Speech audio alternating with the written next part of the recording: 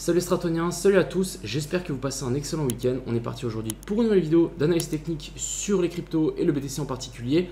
On ira faire un tour bien évidemment aussi sur 2-3 petits altcoins qui sont assez intéressantes, mais on est toujours en patience et en attente d'avoir une zone intéressante pour acheter. On ira faire un tour bien évidemment sur Twitter, l'open interest, les funding et les liquidités comme d'hab. Sur ce, je vous souhaite à tous une excellente vidéo, on est tout de suite parti. Crypto, million. Crypto, million.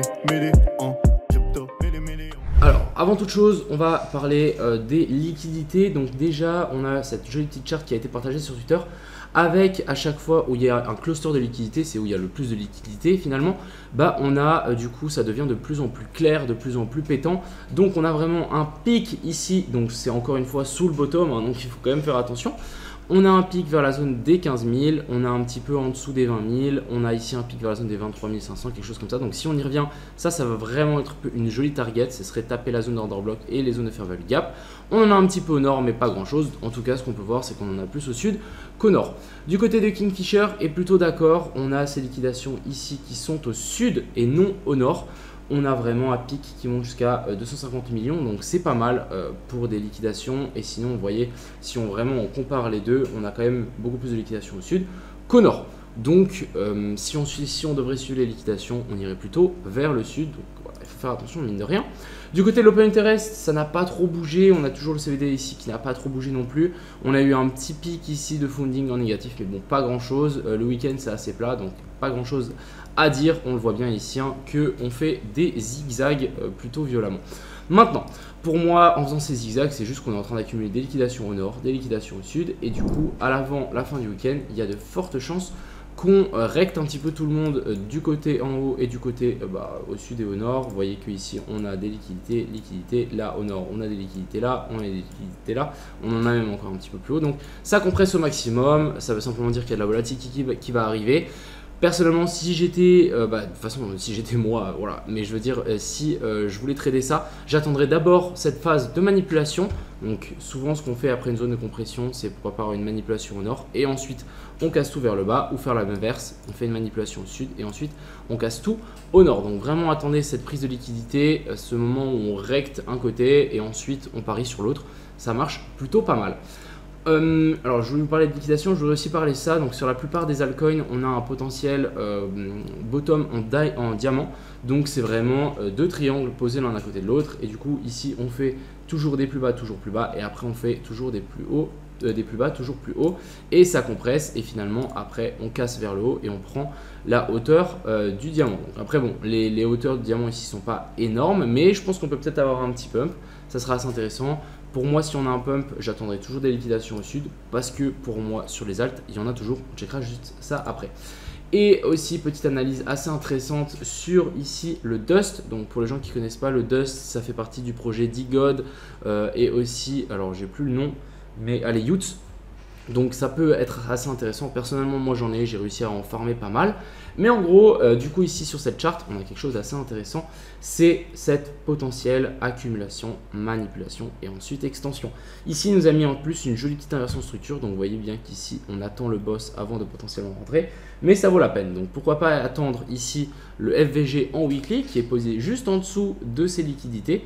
On récupère ça et là ça peut être une magnifique zone d'entrée avant de vraiment tout pousser vers le haut. C'est ce que j'attends sur la plupart des alts, dont le fil par exemple. Si vraiment on a ça sur le fil, je vais mettre des pièces sur le fil.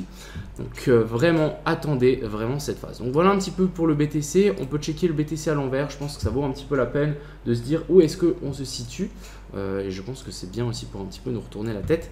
Donc en checkant cette charte ici, je rappelle qu'ici on avait un potentiel boss qui s'était formé et qu'ensuite on est remonté. Donc ça veut dire que ce plus bas ici est protégé et qu'il y a de grandes chances qu'on aille chercher un petit peu plus haut.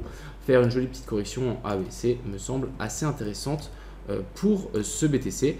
Pour le moment, on est en train de latéraliser ici sur du coup l'order block en daily. Pour le moment, il a l'air de tenir. On verra si ça tient pour du long terme ou pas. Du côté de la dominance du Bitcoin, je pense que ça vaut aussi un petit peu la peine de passer un petit coup dessus. Pour moi, il y a de fortes chances qu'on continue à pousser vers le haut. Et du coup, si ça pousse vers le haut, ça sera une Bitcoin season. Et les alt season, les alt tout simplement vont prendre un petit peu plus cher dans les jours à venir. Donc maintenant à voir si on arrive vraiment à casser ce range. Mais là pour moi cette petite accumulation, c'est pas comme ici où on s'est fait rejeter plutôt violemment. Ici on est vraiment en train d'accumuler sous résistance et du coup il y a de fortes chances qu'on finisse par la casser au bout d'un moment. Donc méfiance sur les alts tout de même. Du côté de l'Ethereum, on a toujours pour moi cette petite redescente ici qui est vraiment délicate. Pour moi, ça là, les gars, c'est trop dangereux. Le fait d'avoir fait cette petite manipulation au nord, il faut vraiment s'en méfier. Maintenant, ce qui sera assez intéressant, c'est pourquoi pas taper en fait la résistance qu'on est venu casser. Donc, on a fait vraiment une déviation par-dessus. On vient taper ça et ensuite, pourquoi pas redescendre un petit peu plus fortement. Mais quand je dis fortement, c'est pas forcément revenir chercher les liquidités. C'est possible. Mais j'y crois moyen, ça serait plus un retour dans la zone OTE juste de cette dernière hausse. Un retour ici entre la zone des 1523 et la zone des 1660. Ça me semblerait plutôt une excellente zone pour un potentiel rebond. Vraiment nous faire un petit truc, hop, et ensuite on repartirait vers le haut et nous faire pourquoi pas une énorme séance avec comme base et comme zone de pivot toute cette zone ici.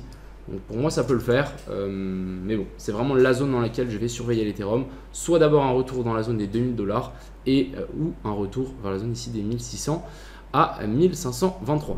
Ensuite ce côté du BNB, pour moi j'attends encore, pourquoi pas avoir un retour dans cette zone OTE. Mais encore une fois, méfiance, même si ça peut être assez bullish en checkant comme ça, pour moi on laisse quand même et on commence à laisser pas mal de liquidité ici au sud. Je pense que même si on passe en monthly, on doit avoir un joli petit bear flag. Je vais enlever tous les dessins pour que vous puissiez voir. Mais voilà, ça, est-ce que vous vous dites que c'est intéressant de long? Personnellement, moi, j'y vois simplement ça. Hein. Bim et bim. Donc là, il faut quand même faire attention. On peut continuer à descendre. J'ai pas envie d'être un bear. Je préfère être bull. Mais franchement, quand je vois cette charte en plus grosse time frame, si on n'avait pas le halving qui arrive dans un an et on n'avait pas tous ces cycles de 4 ans sur le BTC, je dirais clairement qu'on aille vers le bas. Donc pour le moment c'est pas le cas, mais on verra.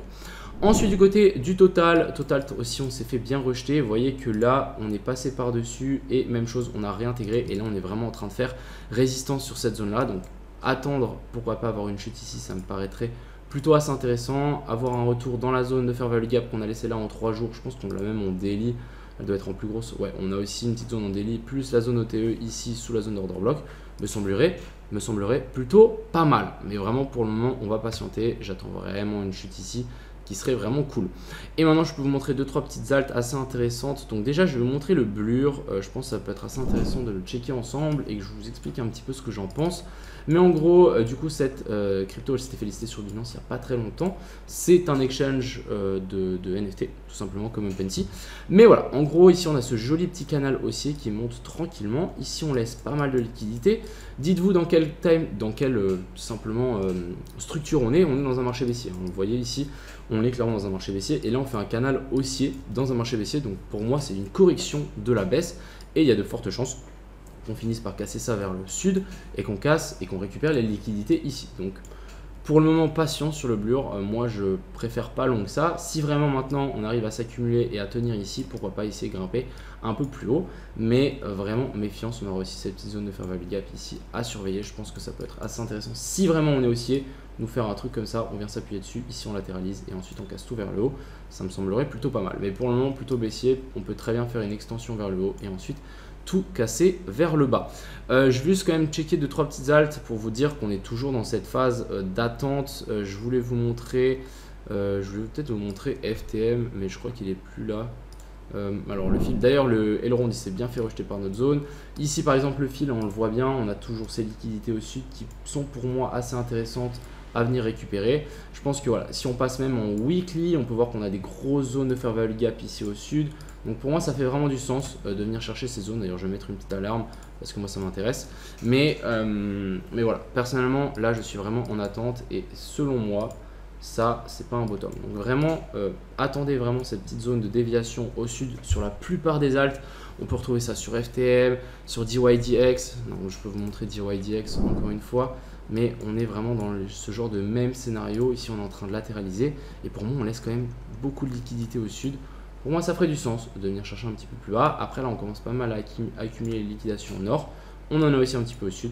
Bref, affaire à suivre, mais je verrai bien un truc comme ceci et ensuite vouloir repartir. Voilà un petit peu ce que j'avais à dire aujourd'hui dans cette vidéo. J'espère que la qualité de ma caméra s'est améliorée. Redites-moi ça dans les commentaires. Normalement ça devrait être mieux. Et je vous souhaite un excellent dimanche. C'était Crypto Millions. Ciao.